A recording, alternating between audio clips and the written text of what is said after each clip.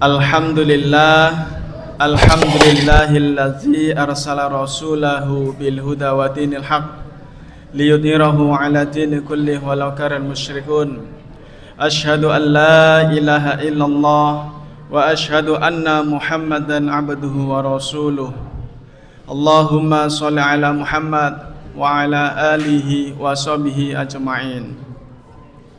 Syukur alhamdulillah kita panjatkan kehadirat Allah Subhanahu wa taala yang mana sampai hari ini, sampai detik ini kita masih diberikan kesehatan, kesempatan sehingga kita bisa duduk tegak di masjid yang mulia ini dalam keadaan sehat walafiat.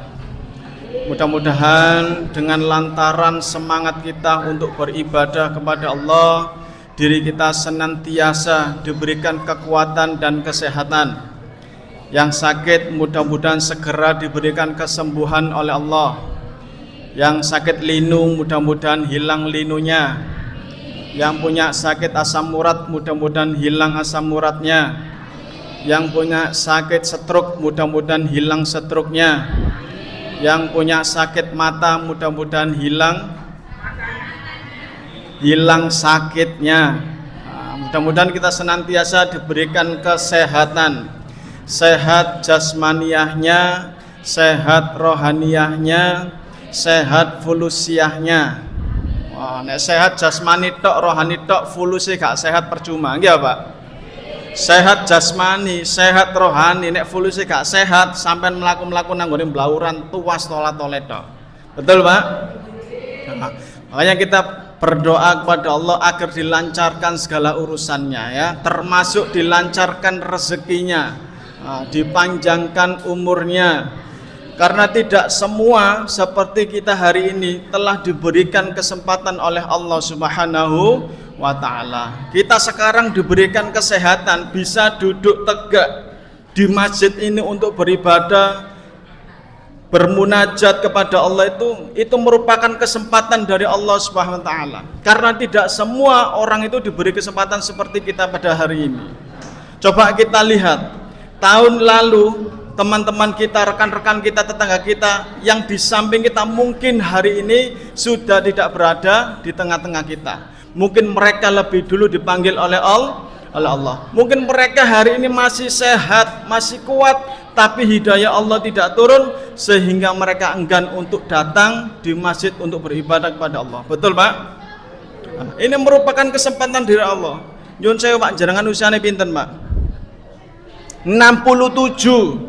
Mas Hari berapa, Mas Haris? 32. Berarti hari ini merupakan secara tidak langsung itu ketemu dengan bulan suci Ramadan 67 tahun, 67 kali, 32 kali. Maka yang menjadi pertanyaan, sudahkah Ramadan ini merupakan Ramadan yang terbaik daripada Ramadan tahun yang lalu?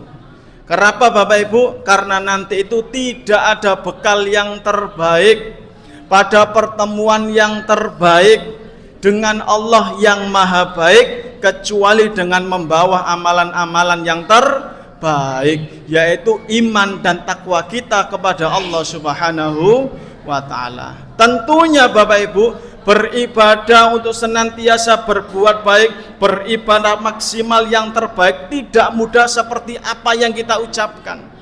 Pasti butuh perjuangan untuk beribadah, karena setan senantiasa menggoda setiap manusia. Dalam Al-Quran disebutkan mim baini aidihim wa min khalfihim wa an aimanihim wa ang samailihim. Setan itu senantiasa menggoda manusia dari segala penjuru mata angin, depan, belakang, kanan, dan kiri. Maka kita harus senantiasa beribadah kepada Allah, berdoa kepada Allah, memohon perlindungan dari Allah Subhanahu wa ta'ala. Tetapi selain setan ada 3 perkara, 3 karakter atau 3 sifat yang bisa menjadikan manusia itu tergelincir, yang bisa menjadikan manusia itu binasa. Maka Rasulullah SAW pernah bersabda, fa'ammal muhlikatu wasuhum muta' wa hawan muttaba' wa ijabul mar'i binafsih. Yang pertama adalah kekikiran yang senantiasa diikuti, Loh, kekikiran itu rasa yang timbul dari hati yang cintanya kepada dunia itu sangat cinta.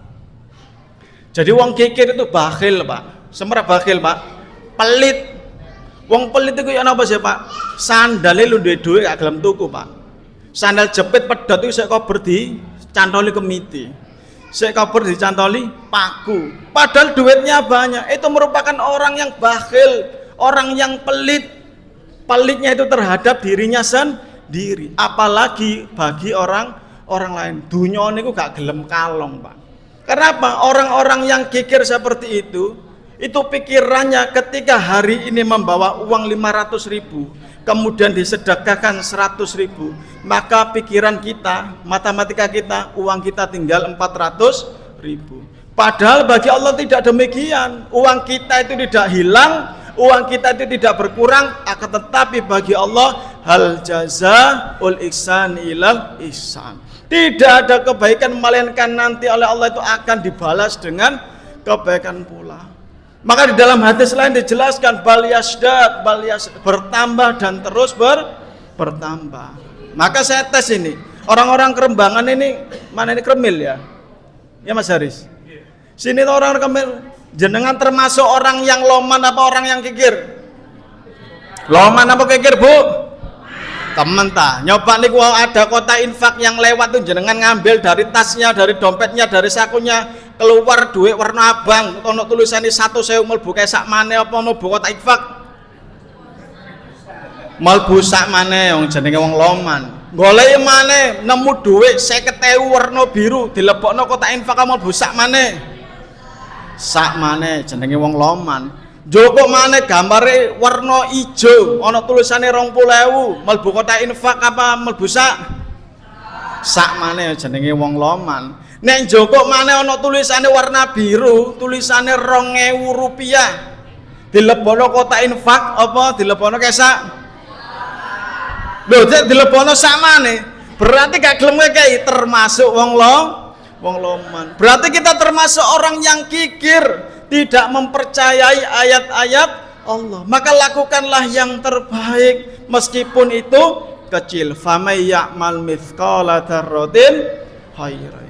Meskipun sekecil buah zarah, Pak, tetap kita harus beribadah, tetap kita harus berbuat baik karena kita harus yakin bahwasanya setiap kebaikan kita akan dibalas oleh Allah Subhanahu wa ta'ala, khususnya di dalam bulan suci Ramadan ini ya. Setiap apa yang kita lakukan sunnah oleh Allah dihitung wajib, dan yang wajib akan dilipat gandakan oleh Allah Subhanahu wa ta'ala. Itu bulan suci Ramadan ini bulan yang sangat mulia, bulan yang mana setiap amalan kita akan dilipat gandakan oleh Allah, bulan yang mana setiap dosa-dosa kita akan diampuni oleh Allah, bulan yang mana setiap doa-doa kita akan dikabulkan oleh Allah Subhanahu wa ta'ala. Itu luar biasanya bulan suci Ramadan.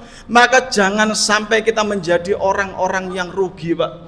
Maka hilangkan sifat kikir kita, jadilah kita orang-orang yang loman, orang-orang yang suka berinfak, bersedekah. Bagilah takjilnya, ojo medit-medit, Pak. Di dalam bulan suci Ramadan momentumnya kita untuk beramal, karena setiap amalan kita akan dibalas oleh Allah dan diperbanyak, dilipat gandakan oleh Allah Subhanahu wa ta'ala. Pun kata-kata sing nomor 2 wahuan muttaba, yaitu hawa nafsu yang senantiasa diikuti. Hawa nafsu itu merupakan sifat salah satu yang dimiliki oleh manusia, dan ini yang membedakan manusia dengan makhluk yang lainnya. Tetapi dengan hawa nafsu tersebut manusia itu bisa menjadi makhluk yang paling mulia dibandingkan dengan makhluk yang lainnya jika hawa nafsunya dipergunakan untuk kebaikan.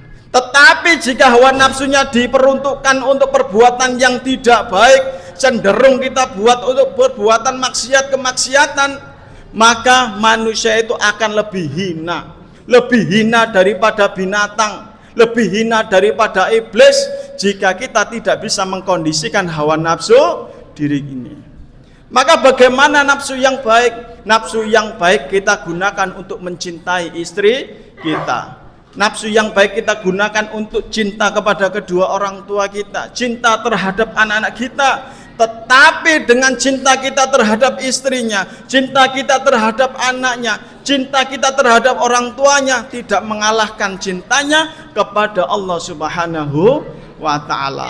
Maka kita melakukan pekerjaan mencari nafkah hanya karena ingin mendapatkan ridho dari Allah Subhanahu wa ta'ala. Itulah cinta yang baik, itulah nafsu yang baik. Tetapi cinta yang tidak baik, nafsu yang tidak baik, cinta terhadap istrinya, cinta terhadap suaminya, cinta terhadap anaknya dan orang tuanya, dia rela melakukan apa saja. Yang haram dijadikan halal. Mereka menerobos hal-hal yang telah dilarang oleh Allah Subhanahu wa ta'ala. Maka dia cinta kepada mereka hingga mereka lupa terhadap Allah Subhanahu wa ta'ala. Maka itu nafsu yang tidak baik.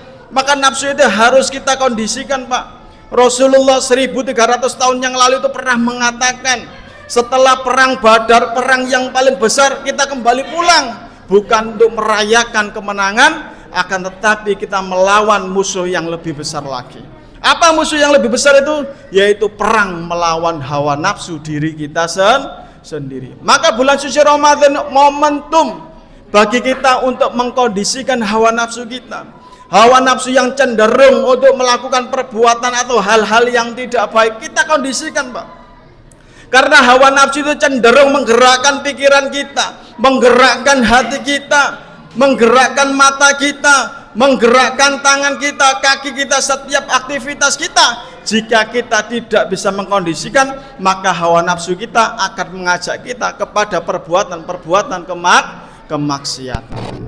Kemudian yang terakhir, yaitu orang yang senantiasa terlalu membanggakan dirinya sendiri. Bangga terhadap ilmunya, bangga terhadap amalnya, bangga terhadap hartanya. Maka mereka tidak akan pernah selamat dan mereka akan menjadi manusia-manusia yang binasa.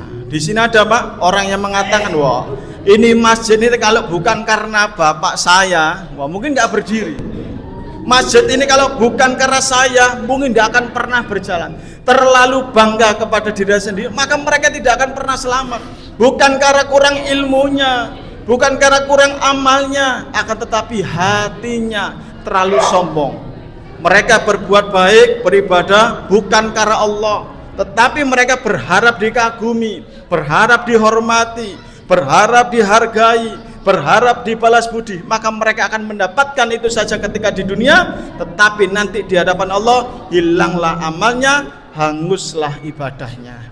Maka Bapak-bapak, lakukanlah yang terbaik, beribadahlah yang terbaik, bekerja yang terbaik. Itu merupakan kesempatan dari Allah, itu merupakan tenaga dari Allah. Kita tanpa Allah bukan apa-apa, bukan siapa-siapa, karena manusia itu la haula wala quwata illa billah. Maka kita tidak memiliki daya dan kekuatan kecuali dari Allah Subhanahu wa ta'ala. Pun saya tidak panjang lebar kali tinggi. Di sini arek-arek, arek ubur-ubur iwak lele. Lang mari le. Dun wal qalam yasrun. Wassalamualaikum warahmatullahi wabarakatuh.